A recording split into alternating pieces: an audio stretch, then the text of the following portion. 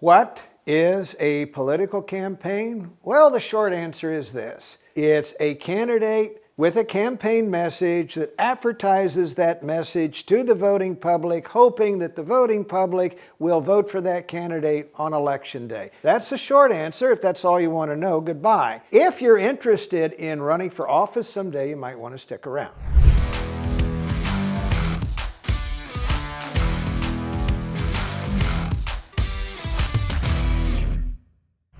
There are two major components of a political campaign. They all have moving parts. So we're going to do a deep dive into your campaign message, because if you don't have a decent message, you're not going to win. The second piece is you have to advertise that message, and in most jurisdictions, if you don't advertise, you do not win. We're going to do a deep dive into both so that you have a comprehensive notion of what they're about before we finish this video.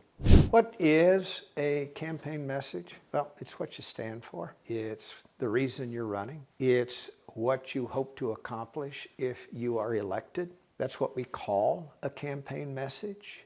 It is like a cake. A cake has more than flour. There are other ingredients that go into baking a cake that looks nice and tastes good. Some are small, some are large. So let me break this down into the kind of questions voters expect you to tell them in the course of a political campaign. The questions voters would ask if they knew to ask it this way. Question one is, what are you going to do for me? What are you going to do for our community? What are you going to do for your state? What are you going to do for your country? Why are you running? What do you hope to accomplish? Your campaign message has to answer that question.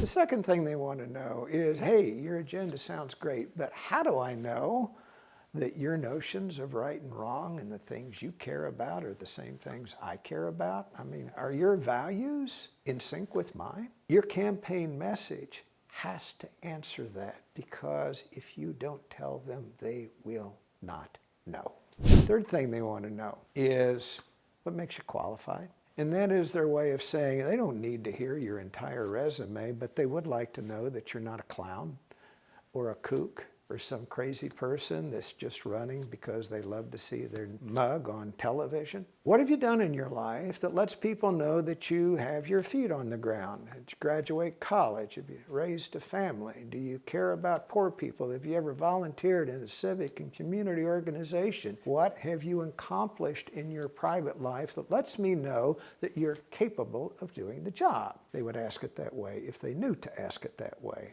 Next thing they'd like to know is there some story you can tell me about something happened in your life that lets me know I can trust you to do what you say you're going to do, especially when I'm not looking? Most candidates, I will say, have a story like that, because I know this about political candidates. Anybody who gets into politics has had some event in their life that made them passionate about fixing a problem and asking for the power to do it. And they're an unusual crop of people. If you've never been bitten by the political bug, you don't have that trait in your personality. So even the fact that you're even listening to this video suggests to me that you've already been bitten by that bug, and that you may someday run for office to seek the power to fix something. Well, what happened in your life that put that seed inside of you that made you want to do this? I guarantee you've had some experience in your life that's led to the present moment. The final thing they're going to ask you is, what makes you better than your opponent? What can you tell me that answers this question of why you, not him? Or why you, not her? All of these are components of your campaign message. Just like to bake a cake, you need the flour, but you also got to have eggs, and you got to have sugar, and you got to have butter, and you got to have baking powder and icing and whatever goes into that. The cake won't bake unless you have all of those ingredients. Your message will not sell unless it has all of those component parts.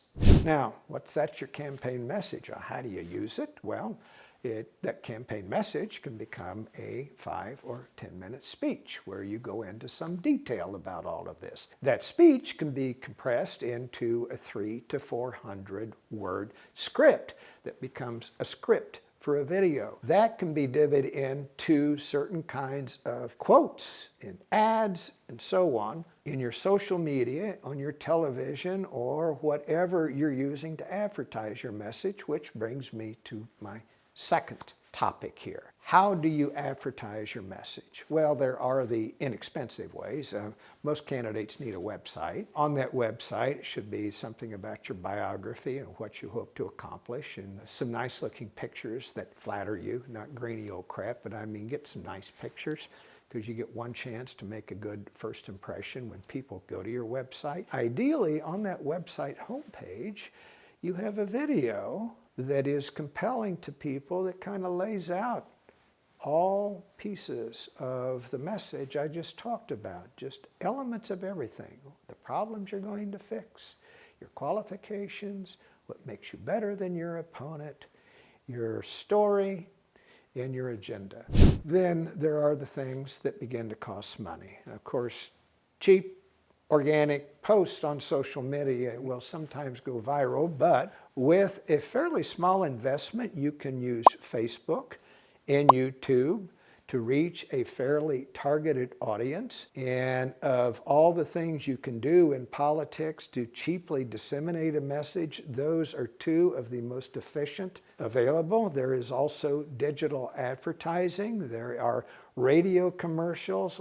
Most candidates at some point in their career use persuasion mail. And then there are all sorts of different kinds of television that may be suited to the jurisdiction where you're running. It's OTT, over the top, CTV, connected TV, there's cable television.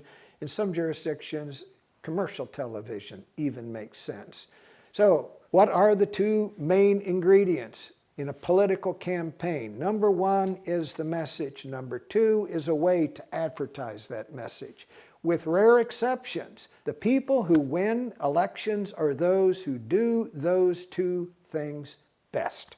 Before we go, I'm going to mention one other thing. There is an art and a science to doing these things well, and some minor ingredients in the things that I mentioned that determine how effective those things are. I'm not going to go into a lot of detail about this, but I am going to suggest this. If you are running for the first time, my suggestion to you is get some help from somebody who's done it before, who's been through a campaign, but particularly a competitive election, so that you got some idea from them about what you are getting into. There are many moving parts in a political campaign. I talked about the two most important, but there are a lot of other moving parts with which you should be familiar. Now, if you don't know anyone, you're welcome to call me. I am not hard to reach. There's a link and a way to reach me below this video. And if you got a question and need an answer, I'll be happy to answer it or get back to you. I do have a free gift before I go. Below this video, there's a link to how to plan a political campaign. If you're serious about doing it, we do an even deeper dive about everything you need to do in order to do it well.